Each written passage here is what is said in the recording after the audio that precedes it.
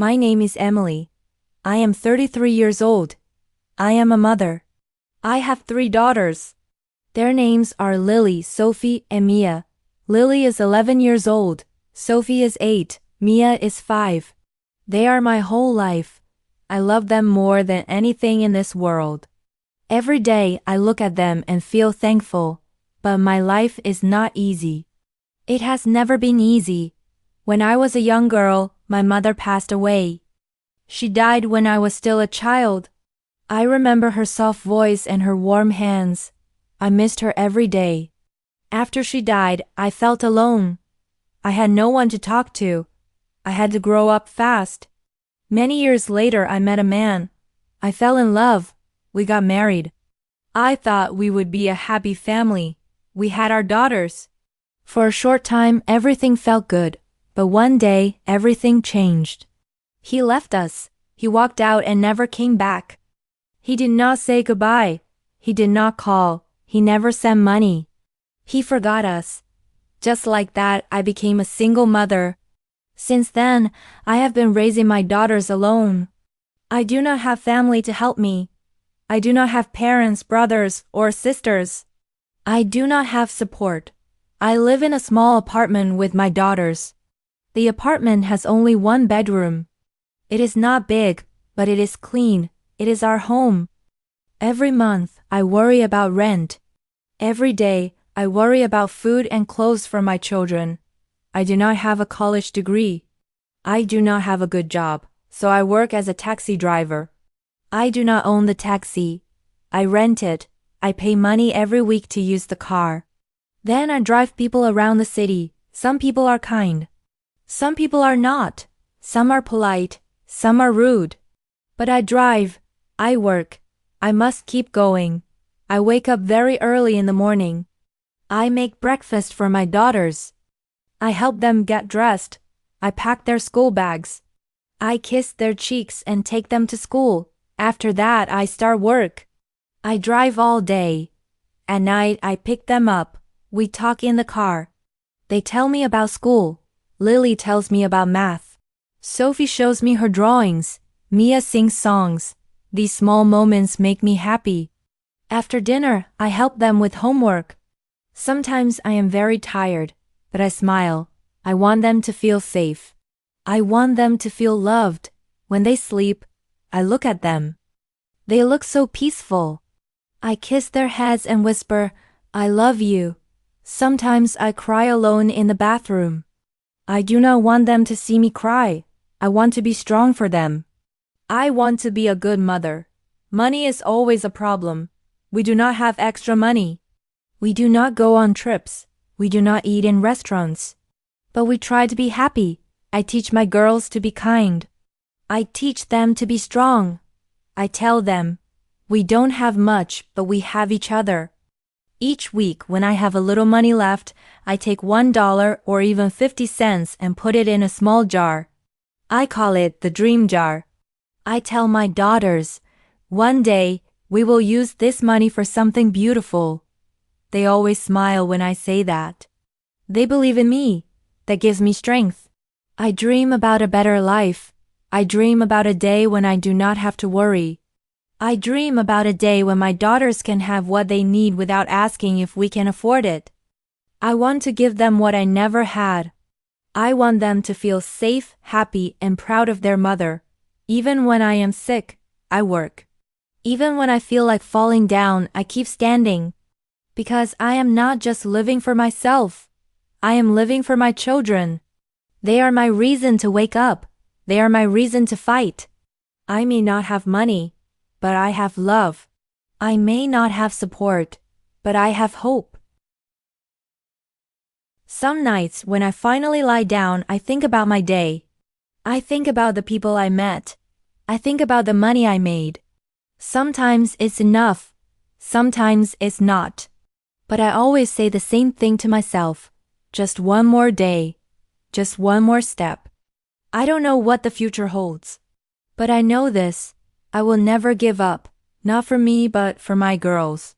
They are the reason I keep thriving, keep smiling, keep going. This is my silent battle. But I will win it with love. It was a cold night. The sky was dark. The rain was falling.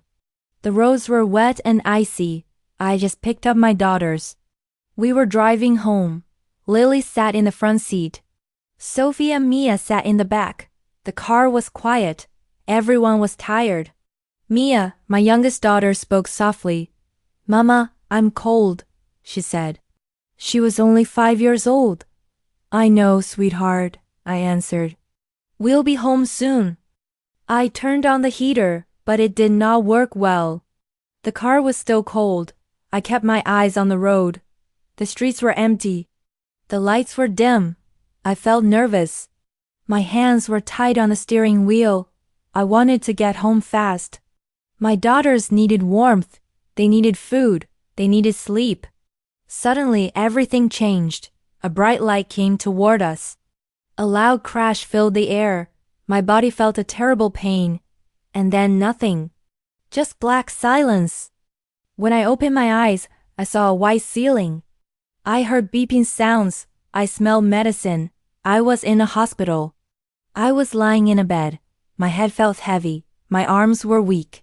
My body hurt everywhere. I tried to sit up, but I could not. I whispered, "Lily." "Sophie, Mia." My throat was dry. My voice was small. A nurse came to me. She had a kind face. She touched my hand gently and said, "Don't move too much. You were in a bad accident." I looked at her with fear. "My daughters," I said. "Where are they?" She smiled softly. "They are safe. They are okay." Tears filled my eyes. I closed them and prayed. A few minutes later, the door opened. I heard small footsteps. Then I heard voices. "Mama," my daughters cried. They ran to me. They hugged me. They kissed my face. I cried and held them close. I didn't care about the pain. I was just happy they were alive. Then the doctor came into the room. His face looked serious. He looked at me kindly, but with worry. "You have a broken leg," he said.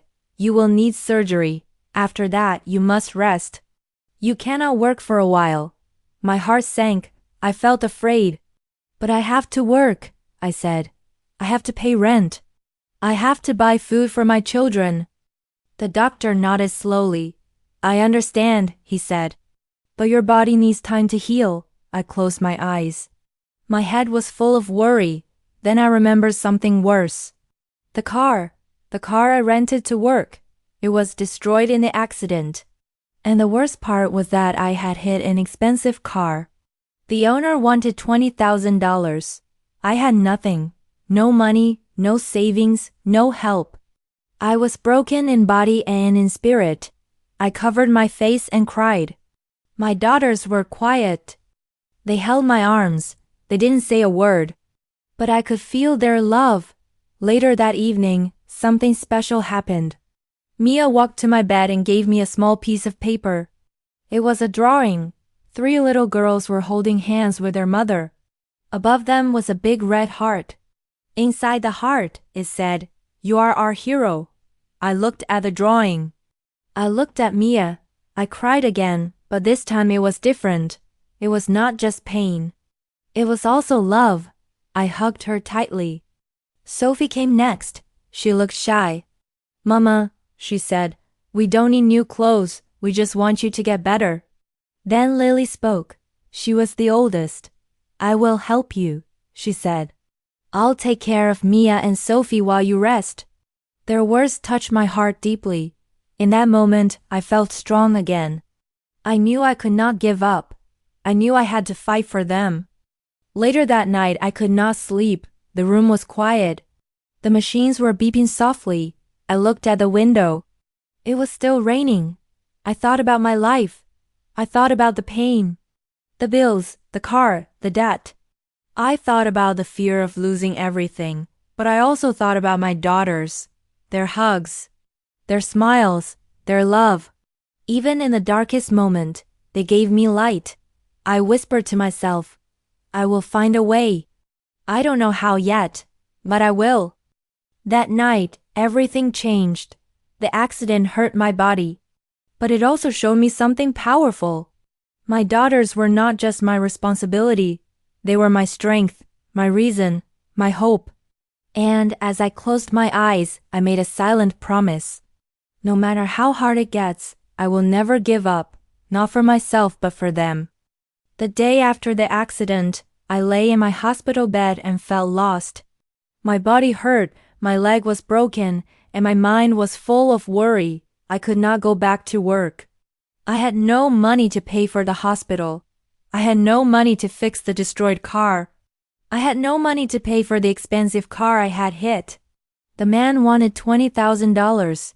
That number made me feel sick. I had nothing. I was scared. I didn't know what to do. My daughters sat quietly beside me. They were so sweet and gentle. They tried to smile, but I could see the worry in their eyes. I wanted to protect them. I wanted to give them everything. But in that moment, I had nothing to give. Later that day, something surprising happened. A nurse walked into my room with a big smile. She said, "Emily, your story is touching people. I shared it online. People are reading it. People are sending help." I didn't understand at first. She showed me her phone. There was a picture of me and my daughters. She had written about my life, my work, my struggles, and my love for my children. Thousands of people had liked the post. Many were leaving kind comments. Some were even sending money to help. Tears filled my eyes. I couldn't believe it. I had felt invisible for so long. But now, strangers were showing me love and support. It felt like a dream.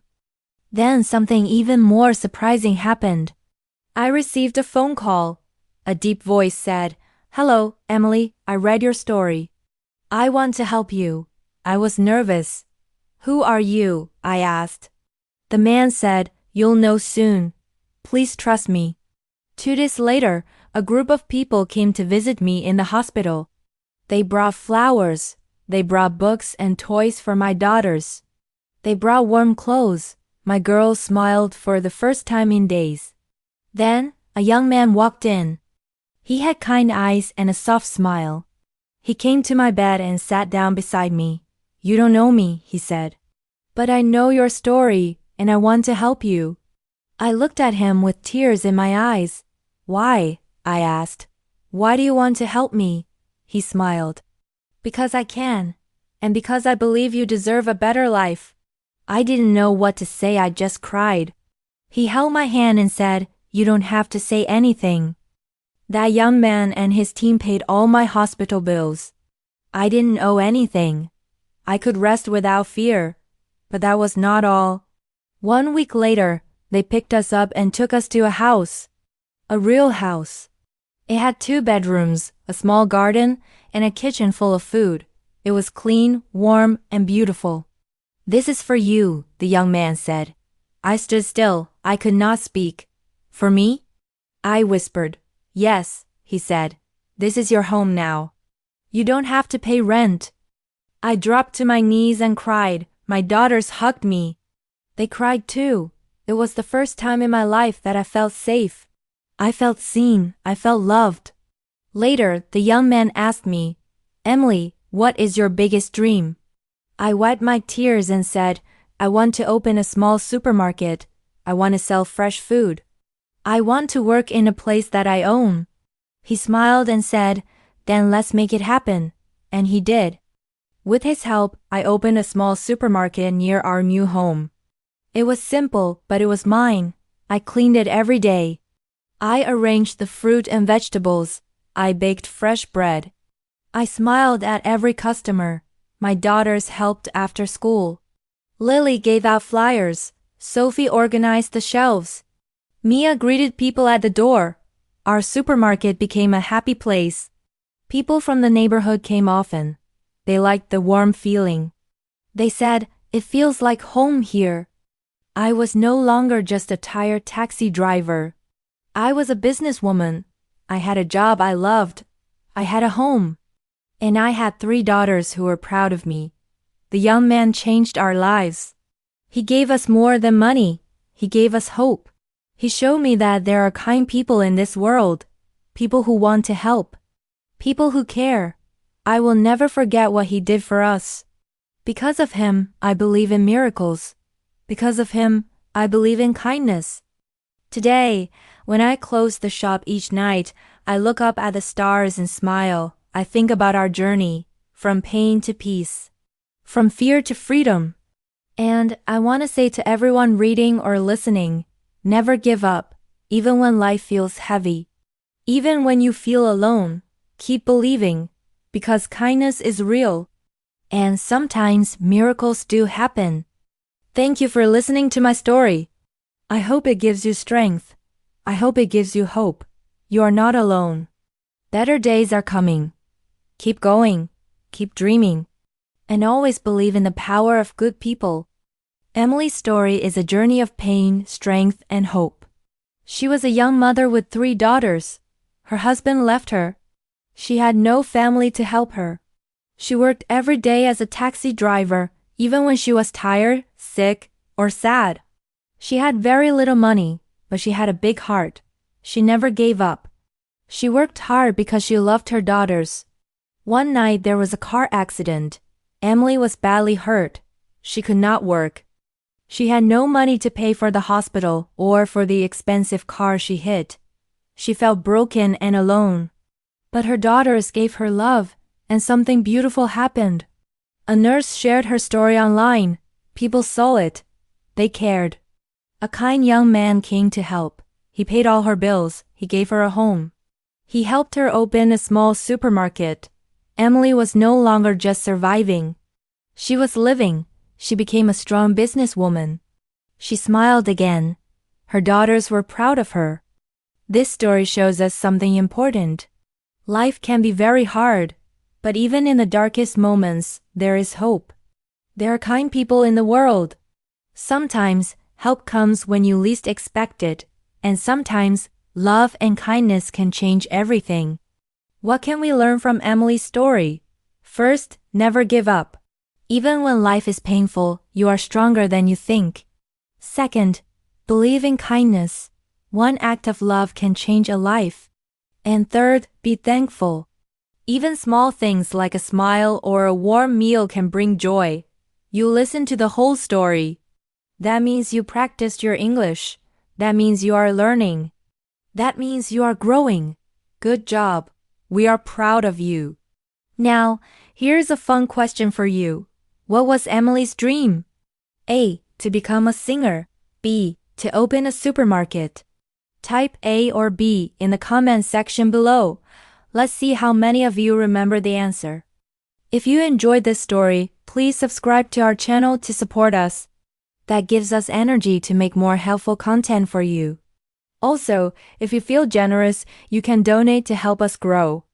In the beginning, it's very hard to make high-quality content for free. But we do it because we want to help you learn English with love and kindness. Thank you for being here. Stay strong. Keep learning. And always believe in a better tomorrow.